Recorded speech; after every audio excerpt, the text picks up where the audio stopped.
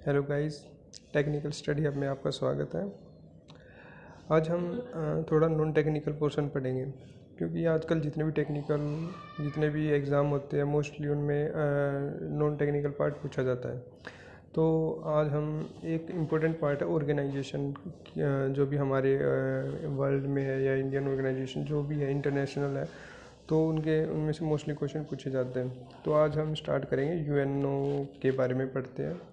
UNO UNO अगर इसकी full form देखें तो वो हमारी यूनाइटेड नेशन ऑर्गेनाइजेशन। अब हुआ क्या था कि 19 जो हमारा फर्स्ट वर्ल्ड वार हुआ था वो हुआ था 1914 टू 1918। तो उसके बाद क्या हुआ कि वर्ल्ड में पीस को एस्टेब्लिश करने के लिए तो उन्होंने क्या किया कि एक ऑर्गेनाइजेशन स्थापित किया। उसका नाम था LIO। तो जो फर्स्ट वर्ल्ड वार के बाद जो एस्टेब्लिश हुआ वो हमारा LIO था। और जो इसकी फुल फॉर्म है league of intergovernmental organisation. अब फिर क्या वो सेकेंड वर्ल्ड वार हुआ हमारा 1939 टू 1945 तक चला हमारा सेकेंड वर्ल्ड वॉर। ठीक है। इसके बाद फिर क्या हुआ कि इसके बाद जो वर्ल्ड वार सेकेंड के बाद हमारा यूएनओ ने एस्टेब्लिश जो था LIO उसको चेंज कर दिया यूएनओ पे। तो कई बार क्वेश्चन आता है कि यूएनओ की जो टर्म है यूनाइटेड नेशन की वो किसने कोइंड की थी। तो ये जो सबसे पहले जो कोइंड की गई थी ये फ्रैंकलिन रूसवेल्ट ने की थी, जो क्या थे उस टाइम पे प्रेसिडेंट ऑफ USA थे। तो ये था हमारा यूएनओ की एस्टेब्लिशमेंट। अब चलते हैं आगे। अब जो फर्स्ट ऑफिशियली यूज हुई थी हमारी जो UN टर्म थी वो हमारी यूज़ हुई थी 1942 के अंदर। अब यूएनओ यूज जो हमारा यूएनओ एस्टेब्लिश हुआ था 24 अक्टूबर 1945 को, और इसी दिन को 24 अक्टूबर को हम एज ए UND भी सेलिब्रेट करते हैं। जो इंडिया इसका जो मेंबर बना था वो बना था 30 अक्टूबर 1945 में। जब ये एस्टेब्लिश हुआ था ये ऑर्गेनाइजेशन, तब इसकी ओरिजिनल स्ट्रेंथ कितनी थी? 51 थी। और जो अभी इसकी करंट में कितनी है? 193 है। और जो सबसे लेटेस्ट जो कंट्री है जो इसके अंदर ऐड हुई है वो है हमारी साउथ सूडान। वो कब ऐड हुई है? हमारी 2011 में। अब इसकी कुछ अपनी ऑफिशियल लैंग्वेज है यूएनओ की जो ऑफिशियल लैंग्वेज है 6 है। तो सबसे पहले हम Arabic, Chinese, English, French, Russian और स्पेनिश, ये ध्यान रखना। इसके बाद है कुछ ऑब्जेक्टिव्स है कि यूएनओ के ऑब्जेक्टिव क्या है। एक तो इसका यही है कि इंटरनेशनल पीस को मेंटेन करना, क्योंकि इसकी जो एस्टेब्लिशमेंट हुई थी वो वर्ल्ड वार को के बाद ही हुई थी, ताकि पीस को मेंटेन किया जा सके वर्ल्ड में। सेकंड क्या कि प्रोटेक्शन ऑफ ह्यूमन राइट्स को प्रोटेक्शन प्रोवाइड करना। Next corporation in the international economical development के लिए, और जो इंटरनेशनल पॉलिटिकल, इकोनॉमिक, सोशल जो भी इशूज़ हैं उनको रिजोल्व करने के लिए ये सारे ऑब्जेक्टिव है यूएनओ के। अब चलते हैं आगे। अब जो प्रिंसिपल ऑर्गेनाइजेशन यूएनओ के कुछ प्रिंसिपल ऑर्गेनाइजेशन है, जब ये एस्टेब्लिश हुआ था उस टाइम पे इसके 6 प्रिंसिपल ऑर्गेनाइजेशन थे। बट जो बाद में जो 6 वन है ट्रस्टीशिप काउंसिल, इसको बंद कर दिया गया था 1993 के अंदर। अब हम इनके बारे में पढ़ेंगे 1 to 5 तक, कि इनके बारे में पढ़ेंगे। जो पहला है हमारा वो है जनरल असेंबली, सेकंड है हमारी सिक्योरिटी काउंसिल, थर्ड है सेक्रेटरीट, फोर्थ वन इकोसोक जो कि economic and social council, and fifth one is the international court of justice. ये हमारी 5 प्रिंसिपल ऑर्गेनाइजेशन है जिसके बारे में हमें पढ़ना है। अब इनमें से जो पहली 4 है general assembly, security council and the secretariat and इकोसोक, इन सभी के जो हेड क्वार्टर है वो कहाँ पे है? न्यूयॉर्क के अंदर है। और जो हमारे पास जो लास्ट वन है जो कोर्ट है इंटरनेशनल कोर्ट ऑफ जस्टिस, वो हमारी है द हैग्यूज में। ये कहाँ पे है? नीदरलैंड कंट्री के अंदर। अब है जनरल असेंबली। अब स्टार्ट करते हैं फर्स्ट टॉपिक। जो फर्स्ट है था हमारा प्रिंसिपल ऑर्गेनाइजेशन वो था हमारा UNGA। अब ये जनरल असेंबली में क्या होता है कि इसकी जो मीटिंग होती है वो हर साल जनरल असेंबली की मीटिंग होती है। जनरल असेंबली का काम क्या होता है? ये डिसाइड करता है कि जो बजट है और जो इलेक्ट करता है non permanent member of the security council. यहाँ पे जनरल असेंबली के अंदर हर कंट्री को एक वोट मिलता है, एक वोट होता है उसके पास। The decision are taken by the 2/3 majority and it is headed by the president and the term is 1 year. जो हमारी जनरल असेंबली है उसका जो टर्म है वो 1 ईयर का होता है। ये ध्यान रखना।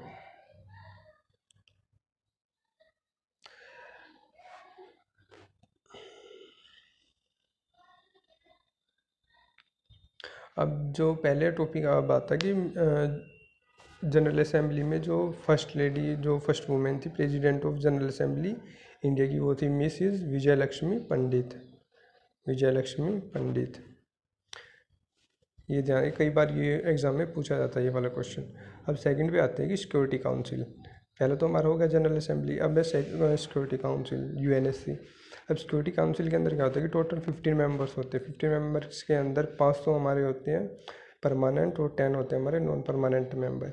अब जो हमारे 5 जो 5 जो परमानेंट मेंबर होते हैं हम उनको बोलते हैं न्यूक्लियर वेपन स्टेट भी बोलते हैं उनको।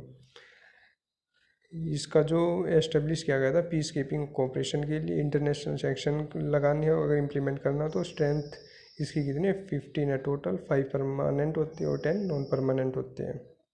अब परमानेंट कंट्रीज इसके अंदर कौन कौन सी है, जो यूएसए, यूके, फ्रांस, रशिया और चाइना, ये 5 countries are the permanent member of the Security Council. And these countries are also called nuclear weapon state, and they also have the veto powers. और एंड जो USC का जो headed किया जाता है वो प्रेसिडेंट करता है। जो प्रेसिडेंट होता है वो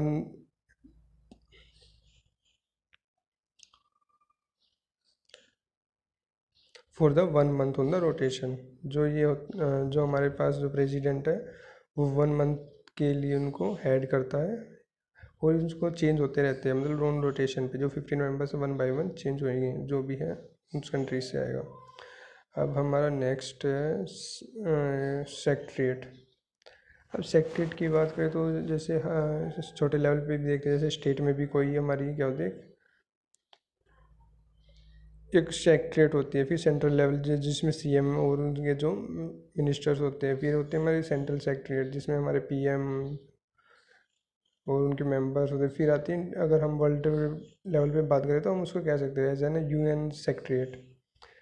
it is a platform for discussing and resolving the important कोई भी इशूज़ वगैरह होते हैं उनको रिजोल्व करने के लिए एक प्लेटफॉर्म है।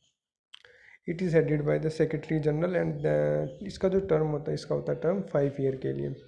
जो secretary general is appointed by the general assembly on the recommendation of the security council. जो इसका जो हमारा जनरल असेंबली का जो है अपॉइंट किया जाता है वो मेन नहीं किया जाता, जो हमारी सिक्योरिटी काउंसिल थी जिसके अंदर हमारे 15 मेंबर्स थे, 5 परमानेंट और जो थे 10 नॉन परमानेंट मेंबर थे, उनके रिकमेंडेशन के ऊपर इसके जो हेड है उसको अपॉइंट किया जाता है जनरल असेंबली में।